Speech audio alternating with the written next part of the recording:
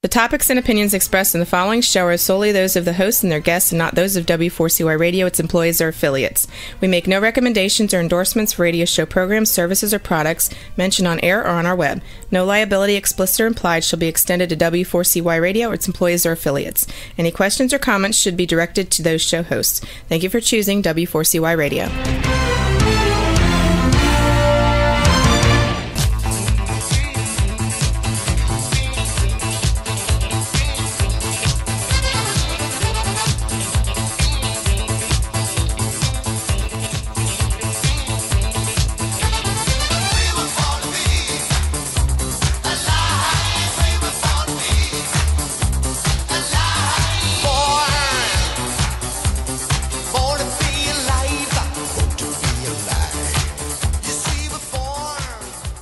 That was cut a bit short. You're listening to Until Now with Rosie Pekar, where we get to talk to ordinary people with extraordinary experiences. And today's guest, we've got a funny man from the US, and I know he wants me to keep everyone's expectations lowered, but I can't help it. He's never ever lowered mine. And I've known this guy for years, and he's delightfully dangerous. Scott Friedman, welcome to Until Now. Thank you. Delightfully dangerous. I like that. Exactly. And originally, as those that are listening will work out in the US audience, hang on, that voice is not American. No, mine's not American. I was a former policewoman, private investigator over 16 years in that law enforcement arena, but that's not how I met Scott. It was not under arrest. We met because we shared, we were Facebook buddies before Facebook was popular. True? Yeah, I think so. Because our faces were in the same book, just on the opposite page. Right. We used to write a column for a magazine out of Singapore. That's right. And through that, Scott was ever so delightful and the epitome of genuine American hospitality that I've experienced many times over, in saying, hey, if you're ever over in Denver, come look me up. And of course, I think I met you in not Denver, Chicago, where we shared a hotel room before we shared names. That's how it all started. That's right. And crazy beginning. It would almost sound like I'm casting aspersions on your character, but I'm not, because we literally just shared a hotel room, folks, nothing else. But we became firm and lifelong friends ever since. So he was certainly on my list to catch back up with on people that are making wonderful inroads in this planet in human development, is what I call it. And I know that you're passionate about, you bring a lot of humour and goodwill to your presentations that you do. But today that you were interested in sharing the lessons you've learned from the world's most admired organisations. And before we go on that topic, just let's hear a little bit more about you and what I've missed out on in the last decade. Last decade? Well, about 5 years ago, I rebranded myself and started doing research. In fact, for the book that we're talking about today, Celebrate Lessons Learned from the World's Most Admired Organizations, did research in 35 countries, finding out how organizations engage employees, create outstanding customer experiences, and how they use celebration as a strategic tool, even if they didn't know it's a strategic tool. So that's written a few books on that topic in the last 4 or 5 years. Been very involved in a foundation that me and Janice Stanfield founded called Together We Can Change the World, where we work in trafficking. Yes. Oh, Scott, I'm just going to cut over you there only because we've got a few questions here. And it's saying it sounded a bit racy at first. And I mean, yes, you add an ex-cop and you add a funny man and it's going to get a bit racy at the best of times. But they've said, what is this branding stuff people talk about? Is it body marking? No, we're not talking about body marking at all. We're talking about branding in the business world and I guess making a difference, making a mark in people's lives where it really matters. Yes, exactly. So I'm just checking that I was on the right thing. Yeah. So we'll catch our guests up to speed. And if you have got a question, go across to w4cy.com and you can click on the link on the right-hand side and ask your question and we'll get to it. And Scott will just get used to me jumping in every now and then over the top of him. It's nothing unusual. I did it in his own house, the poor bugger. I might be half his size, but I take control wherever I go. So now, what kind of people need to be branded? Oh, my God, this is not Dallas. This is not Texas. This is not a cattle ranch. So what's this branding? Let's explain it for our listeners so they've got a bit of grasp on what we're talking about. So branding is really how you would like the world to see you, but it's actually how the world does see you. That's your personal brand. For many years, I've been in the business of professional speaking for 32 years, but was really branded as a motivational humorist by the marketplace. Did a lot of after dinner type programs, a lot of kickoffs and closings. But when I talk about rebranding myself, I thought, okay, I want to deepen my material a little bit, my content. What really am I passionate about? And I'm passionate about creating a happier, healthier workplace, how to improve team performance and productivity. And that's how I stumbled upon celebration. That's my unique angle or twist in the marketplace. And that's where, I originally met, because my brand was as a butt kicker, but it's not as a, law enforcement, we kick that butt that you sit on. It was the butt in your head, those bloody useless thoughts that people like to use as a cop-out or rest their laurels on as to why they can't do what they want to do. So one of the questions here is, if it's how people see you, how do you do the branding? You can't control what people think. And they said, I don't think it works like that. Well, let's explain how it actually does. Well, it's it starts with your values, what you're passionate about. I mean, if you want to be seen as a reliable, generous person, then make choices that you're always reliable, so that people see you as reliable. If you want to be seen as generous, then make choices to be generous in the world. So basically, you help define your brand by living true to your values and how you would like the world to see you. And then hopefully that's the way the world sees you. Exactly. And as one listener has just asked, I guess I just don't get it. Well, to put it in real simple speak, your actions match your talk. So a lot of people go out there and talk about the problems in the world, yet instead of problems, they want a happy, joyful life. You can't talk problems and have that happy, joyful life. You've got to add the happiness and the joy in, and it has that flow-on effect. Correct. Yeah, it's what you get more in life on what you focus on. So if you want happiness, focus on happiness. And that's really what celebration is all about. How we define celebration actually in the book is, we define celebration as acknowledging all that is good, the good work that you do, the people that you do it with, the people that you do it for, when your to-do list becomes your done list, and celebrating the little and the big milestones along the way. So it's the focus on, hey, let's celebrate what good things are going on. And that's a phenomenally important point, because especially amongst, amongst successful people, they don't take time out to stop and smell the roses or pat themselves on the back, as we say here in Australia, along the way. However, it's not just amongst successful people. Geez, that's a word that can trip us up all the time, isn't it? Especially on a program we're not being racy on.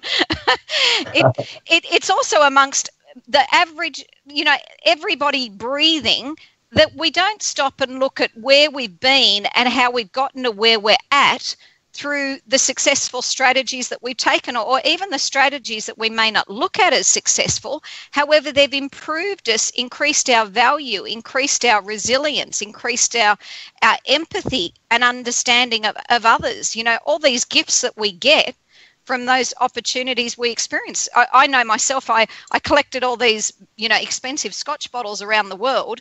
And I always said, when I got a particular goal achieved, I would crack it open and have a drink. And it was a girlfriend one day who pointed out all my full bottles that were unopened. And she said, what are you waiting for? And I said, I'm waiting for that one big. And she said, but what about? And she ran off listing, other things that had been achieved. And I went, oh, wow. See, by the time I got to them, I didn't realize them to be a big deal anymore. Do you find that with people?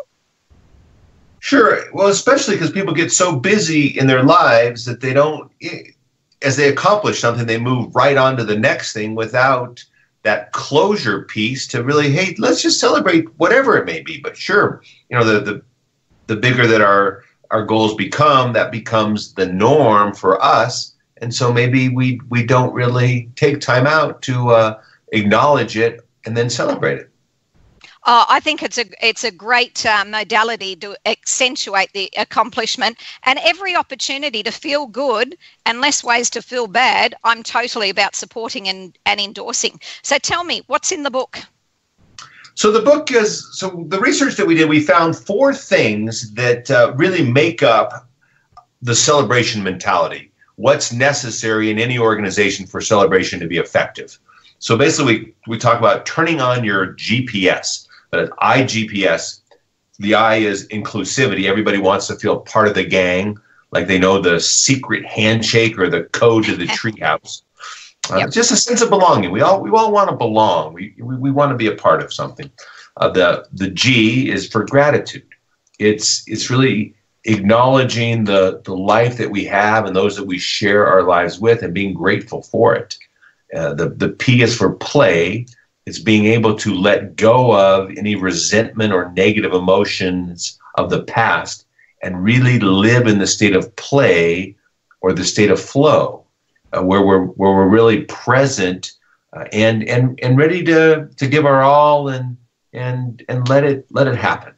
And then I thought you were going to quote the Beatles there. Let it be, let it be. Let it be, let it be. Well, neither of us are going to get recording contracts anytime soon. We best stick to it, don't you? So yes, we're going to our S. And the S is for surprise. The element of the unexpected. The reason celebration fails in most organizations today is it becomes institutionalized, that it's just stale. This is the way we've done it for 35 years around here, and we'll continue to do it that way. And that is a quick way to kill a good celebration. And I think what you've just shared, even though you've presented it from a professional perspective, it actually translates and equates equally as well in a personal perspective, because many in relationships forget to, celebrate, the wonderful, a successful dinner being cooked, something, getting the right direction to a location, many putting the toilet roll up the right way. Any of these, exactly success strategies that have worked in the house that add that element of surprise and letting go of the things from the past that, we get hung up on.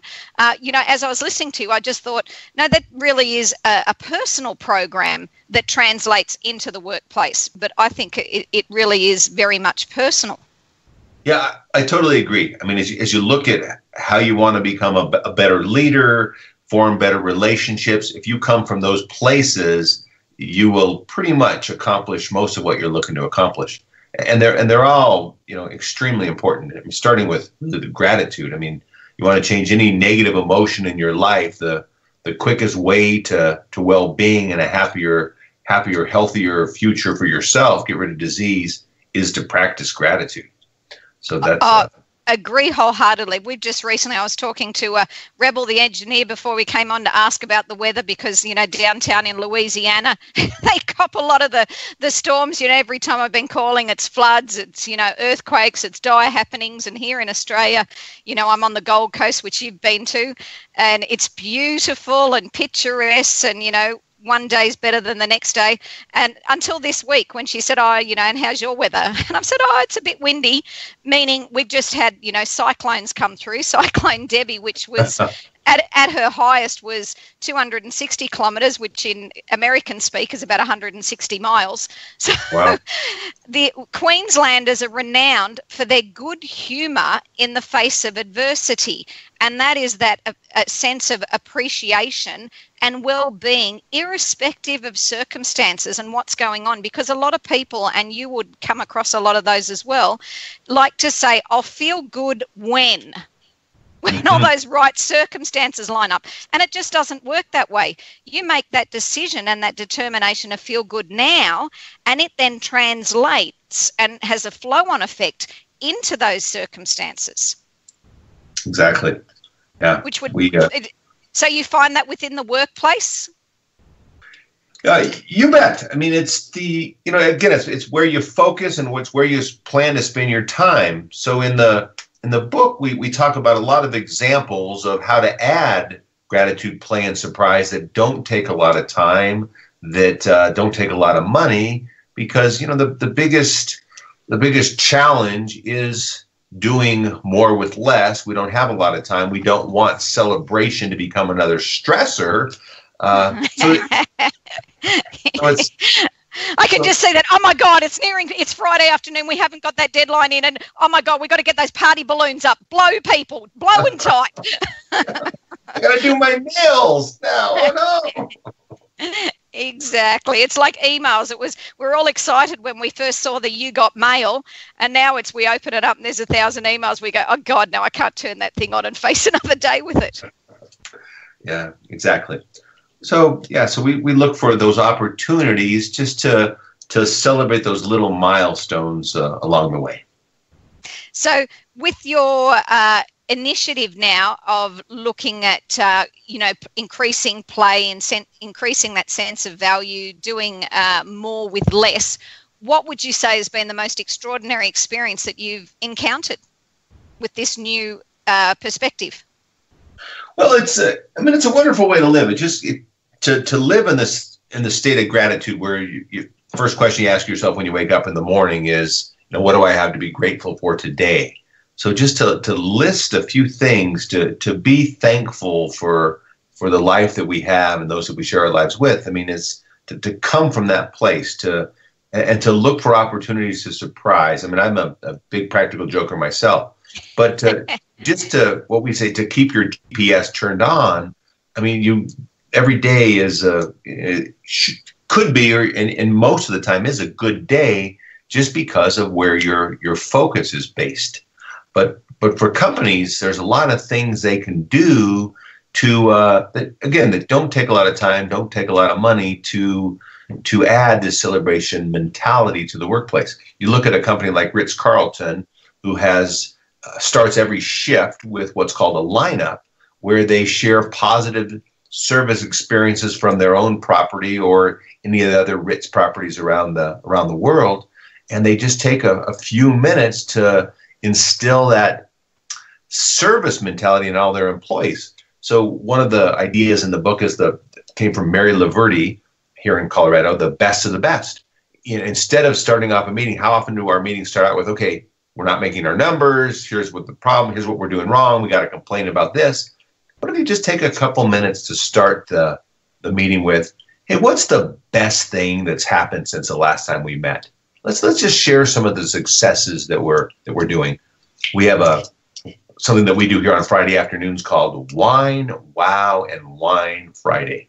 So we start with our favorite beverage of choice, whatever that may be, at 3:00 on a Friday afternoon. So a little bit of a happy hour to get us into the weekend. And then a wow is, let's share something that worked well what are you proud of? Let's brag for a little while about what went well this week. And then the wine is, hey, what lessons did we learn? If we had to do something differently, what didn't work out so well? And it's also a chance for my staff to say to me, hey, here's what didn't work for me, the way that you reacted, or here's what I need from you. And so that way the area is cleared for the weekend. We can celebrate. We learn a lesson, and it's the permission basically to tell me or discuss anything they want to discuss. So it's just those little rituals that make a big difference. Okay, now I've just got a few listener questions here, which is guess it is how you look at things, which is true. We're talking about changing perspectives, changing mindsets, and that then changes cultures in the workplace. And one of the questions here is, Sam used to have meetings before shifts, and I found it to be a pain. And I guess that's part of what you're addressing, these things that people used to go into and hear all the things they're doing wrong. If you start with a new perspective of all the things you're doing right, I don't think those meetings would become so painful anymore.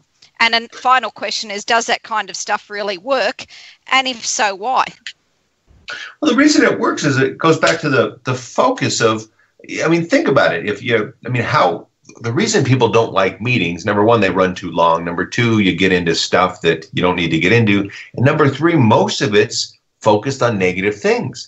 So we do an exercise in my programs, a little bit of the best, where you get to share with a partner just something good that's going on in your life. And it's amazing to see the energy pick up in the programs or in the boardroom or anywhere. It doesn't have to be a long time. I mean, why does Ritz-Carlton devote so much time to these lineups? Because it really works, because it instills this positive way of thinking. That's why it works, is because it focuses on the positive. And if we can share that first, then when we need to get into the tough stuff, it's so much easier to talk about, knowing that you have the support of your team and you've already celebrated in a small way the good things that you do. Exactly. And I just want to highlight that, again, as I mentioned before, this also works equally as well personally, not just professionally, because how many times does your partner say, look, we need to talk? Those ominous words all of a sudden has everyone heading for the hills and thinking the worst. Imagine if that, we need to talk started with, my God, this week has been so amazing with you. I've just loved and so look forward to when you come through that door and how you help me, preparing the veggies and, just the lightness that you brought to my day. I just can't say thank you enough. And if you've, pre-trained someone in a sense with always telling them wonderful stuff, those words, we need to talk, are all of a sudden going to be something that instantly inspires and incites and delights a person rather than is oppressive. I've just got to share about my friend Tom O'Toole, who's got a bakery here in a small country area called Beechworth, and it's down in Victoria, not that far from the New South Wales border. And Tom O'Toole is renowned for speaking in the professional circuit in saying how people come to his business to throw money at him. And he enjoys that they come to throw money at him because his pies are no better. For those Americans that don't know what pies are, think apple pie but put meat inside them. His pies are no better than anyone else's here in Australia. His Lamingtons, again, you guys won't know what that is. It's like a sponge cake with chocolate and coconut thrown over the top of it and something to put on your to-do list or have on your fun day Friday. And again, he outsells everyone. They have busloads of tourists driving to this hick 2-horse town just to throw money at him. They can't get enough busloads in. What his secret to success is, he just likes to tell me what I'm doing right. Don't tell me what I'm doing wrong. And that is his motto and creed that he brings through to his staff. And now he's turned a no-name bakery into, $1 million plus franchise that's quite successful. Wow. Yeah. Focus in the right place. That's exactly right. So I wanted to address, does that kind of stuff really work? Yes, it does. There's a demonstration. You may not be, there's 7 billion of us on the planet. What distinguishes one individual from another? Who do you select to hang around? I know I don't hang around those people who want to, whine with a H and complain and talk about problem, only to amplify and exaggerate the problem. I don't mind talking problems if our intention is really orientated towards solution and strategies towards solution. Great point. Too many people just want to wallow in self-pity or talk about the problems without really with the intent of solving the problem or get to a happier place. And that's... Exactly, or even amplify the drama, as we saw recently here on the news.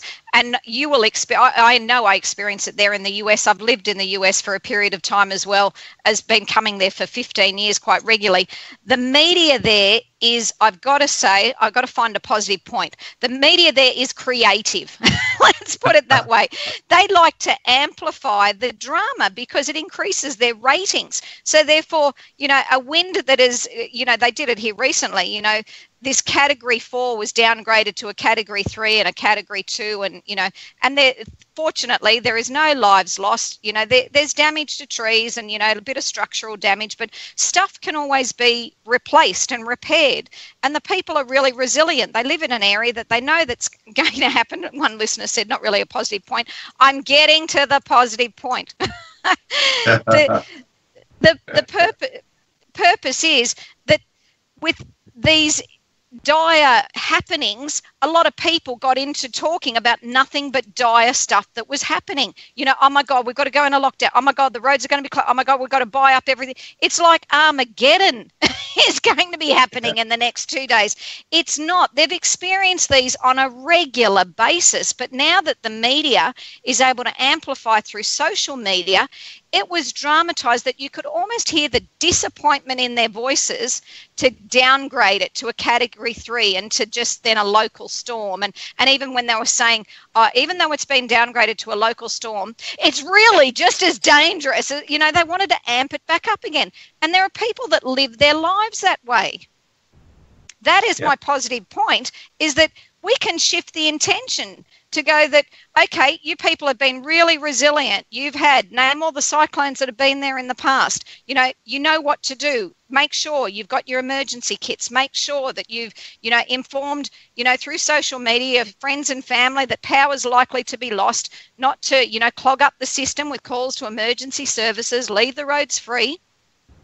And exactly, there are more, as a listener's comment, in the southern states in the US, they're used to weather that causes these issues. So again, you find that feel-good faculty within it. And, that's where one of the guys that posted on his social media, a tad windy today, that was for 260 kilometres.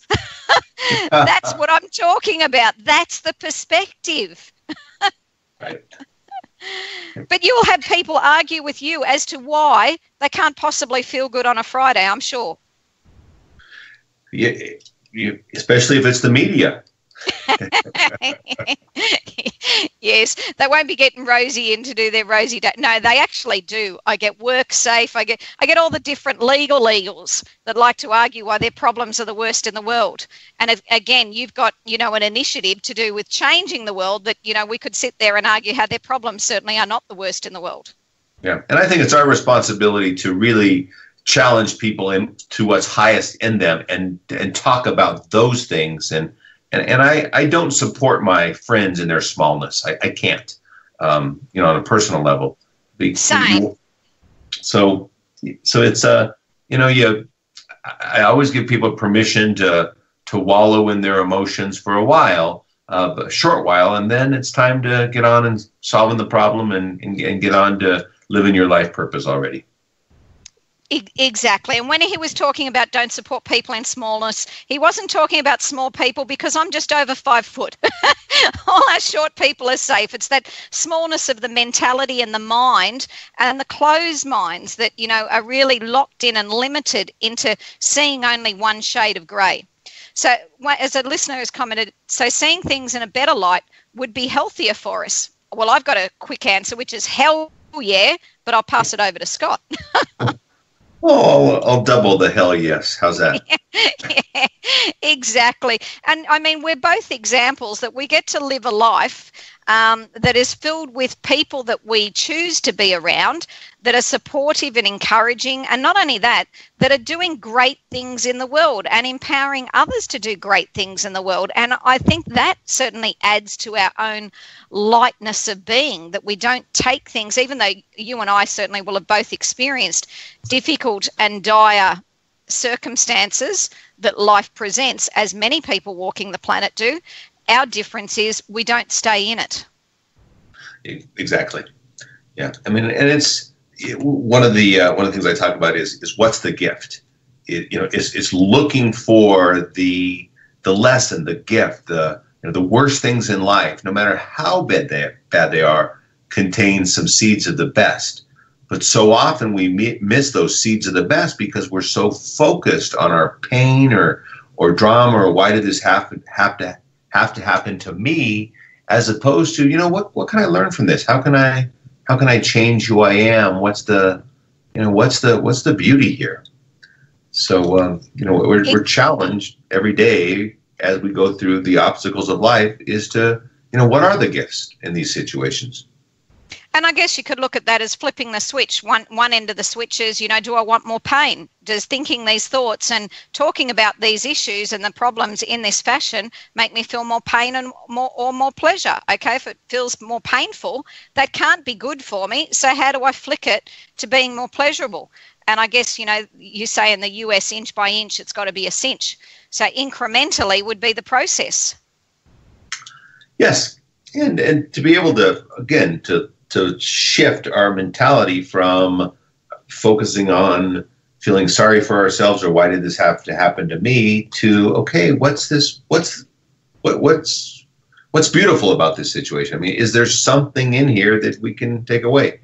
I had a heart attack about 3.5 weeks ago. It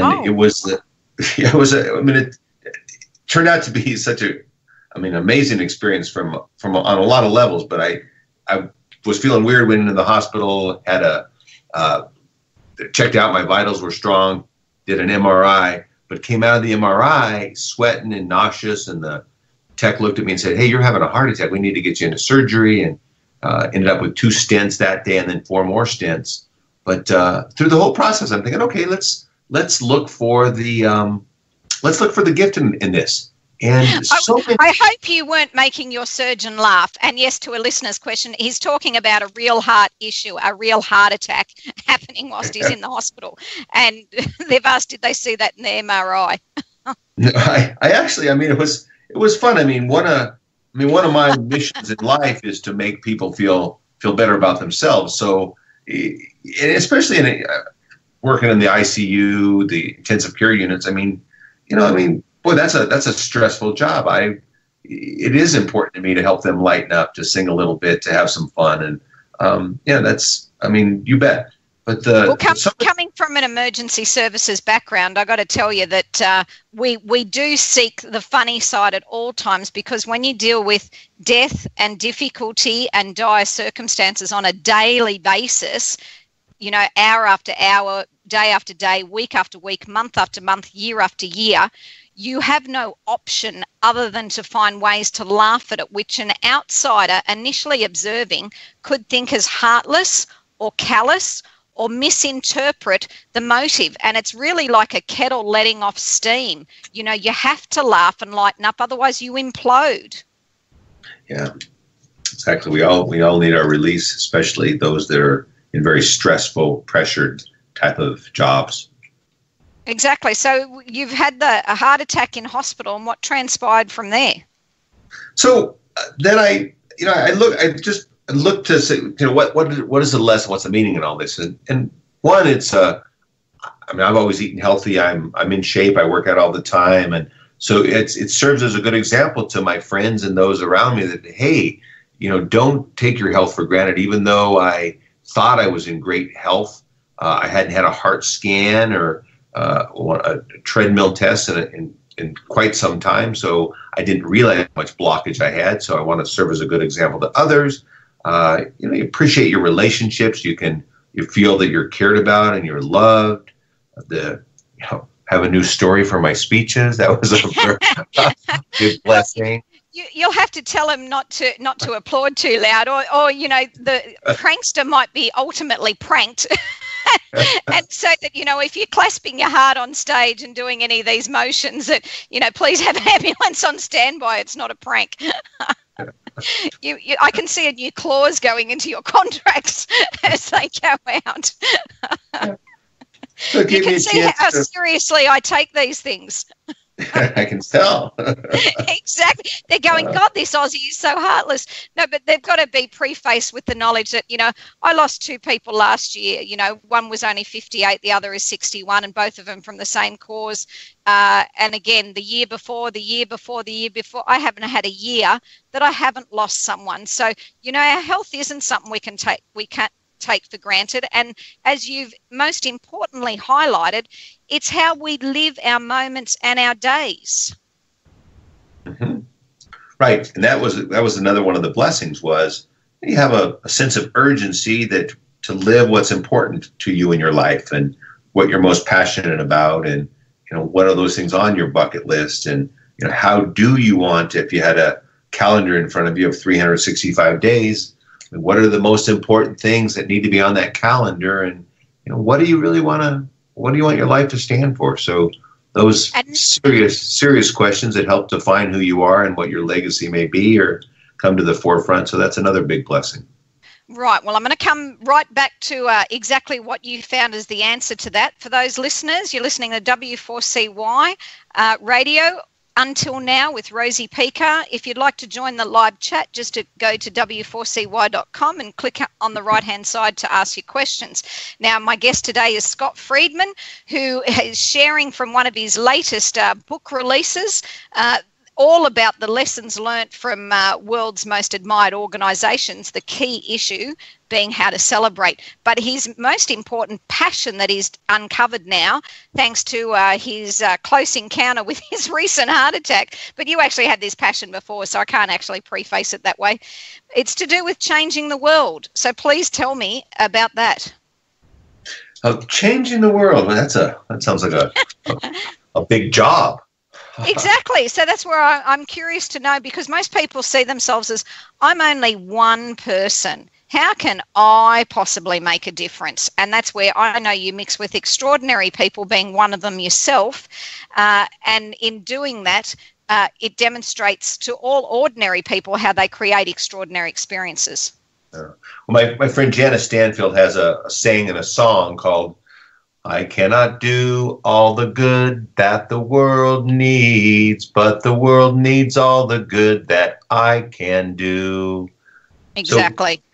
So it's just, what can we do to make a difference? I've been speaking and training in Southeast Asia for close to 20 years now, and have fallen in love with the different communities that I spend time in, and wanted to give something back about a decade ago. And so Jan and I found it together. We can change the world, and talk about a gift of perspective and gratitude. You see how folks in some of these developing countries live, and the needs, and you look at our lives and being members of the Lucky Gene Club, where we're born in you in Australia, me in America, where we have means and grow up in a middle-class family, and we have resources that those folks don't have. And so I think it's our responsibility to give back and make the world a better place. But as you always hear, you give back, or you do something nice for somebody else, and the blessings multiply that come back to you. So it's really almost selfish in serving, because of the good things that happen in your life. So it's it's a great way of expanding your awareness of the world that we do live within. Like, I've traveled, globally for many, many years. And unlike you, I actually didn't grow up in a middle income family. I grew up in a rather impoverished family. And in a domestic violence situation. So I was a street kid from a very early age. So I had street smarts before I had business smarts.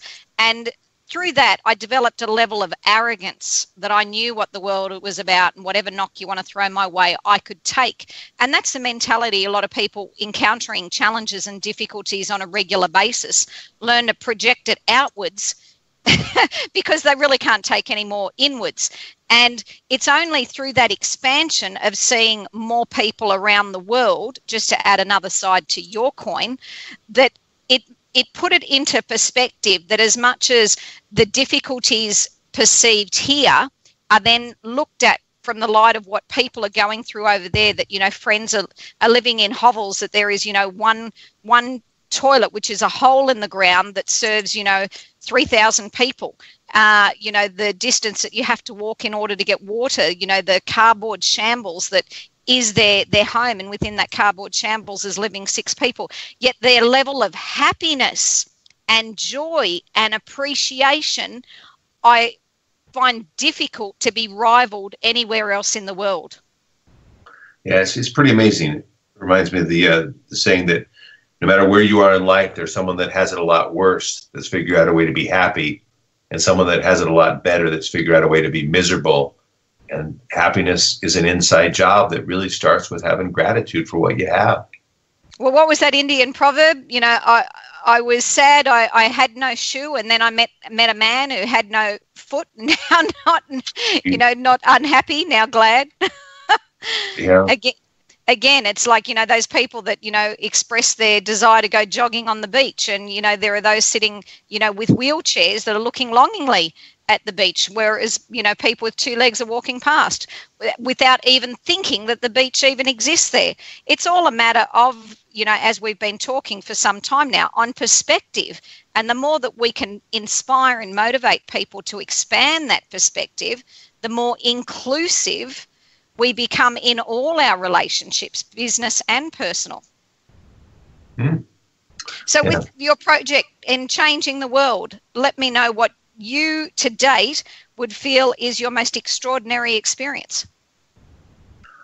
Oh boy, there's so many magical moments to reflect upon. I think one of the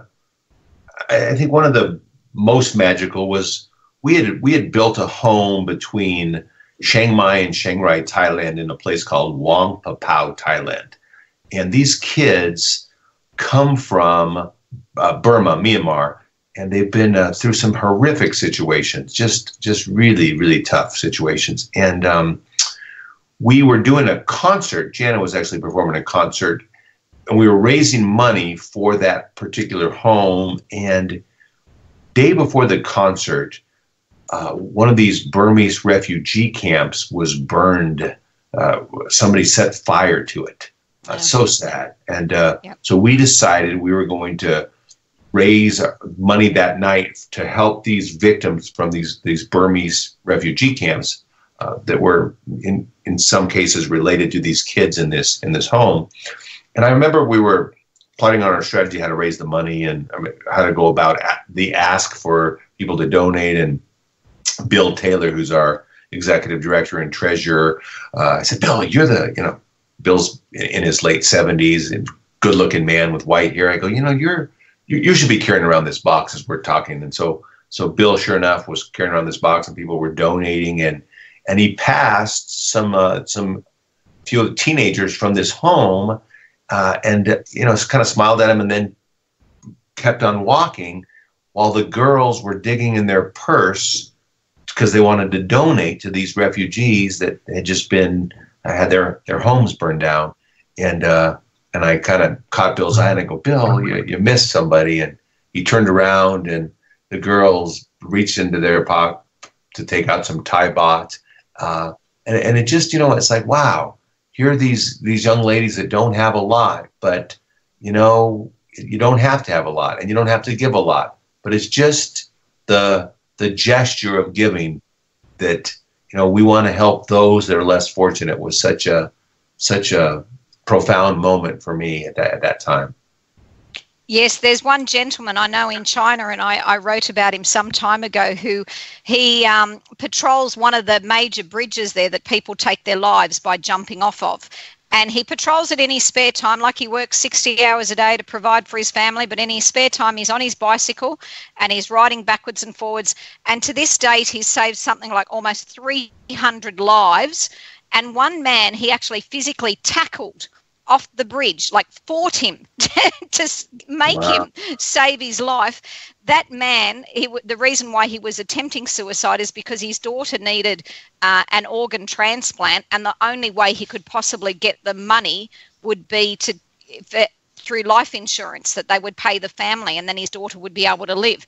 So he now joined with this gentleman, and they were able to fundraise and get the money for the daughter. And now the two men patrol that same bridge and river, tackling others in their desperate moments. And that's what it's all about. It's like being inclusive, realizing that you're not alone. There's lots of stuff people are going through all around the world.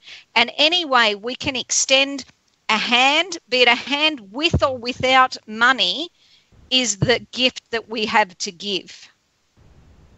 Exactly. And just the way we show up in the world. I mean, is one of our intents is to make the world a better place? I mean, do we wake up saying, hey, how can I make a difference in someone's life today? I mean, just a simple intent with that. And that's where the whole idea of celebration or waking up with gratitude and really focusing on what works and the best of the best. You live in that place, we automatically make the world a better place to live. That's exactly right. I think I remember Dr. Phil talking about toxic people. And I thought, yes, you have a choice from the moment that you wake up in the morning. Am I going to be a tonic in the world, that can put a smile on someone else's dial? Or am I going to be toxic and suck the life and drain it from every individual I interact and come across, whether that be the taxi driver, whether it be, the shop assistant, whether it be absolutely any individual that crosses our path? Because some people, especially within the West, and I see it quite regularly, that assume people that serve them are somehow less than them. Mm-hmm. And it's an attitude that I think needs, awakening and addressing. And if they become aware of how these people got to the positions that they're in and all the relationships that they've had and all what's transpired, there's all of a sudden an understanding that we can then actually connect from that point. But without understanding, we seem to have a misconnection. Well, the old saying, there but for the grace of God go I. We all could be in these circumstances or be born into these circumstances, and those that are more fortunate, is our responsibility to even the playing field a little bit. Exactly. So if you have a gift to give today, what would your pearl be? Well, I think that the whole idea from these two books on celebration, the first being Celebrate Lessons Learned from the World's Most Admired Organizations, and the second, A Celebration a Day, 365 Ways to a Happier, Healthier Workplace, is just add a little bit more GPS to your life. Gratitude, play, and surprise. I think the gratitude is such an important piece. The play challenges us to live in the present moment, and the surprise is, the key to surprise is, learning more about other people, finding out what they're most passionate about, asking a lot of questions to determine what's highest on their joy list, and then how can we surprise them? How can we catch them doing something right? How can we give them more of what they truly desire in the most clever kind of way? So it gives us... With that answer, you've just, preempted some of the questions that were asked, which was, but how do you come to that understanding, and what will wake people up? So both of these books will cover that. Where can people access and find these books from you, Scott? They can find them on Amazon. Would be from around the world. I guess that would be, I'm not sure what country they deliver or not. Or if people want to just send me a note at scott@scottfriedman.net, I'm happy to send them a free electronic copy of the book.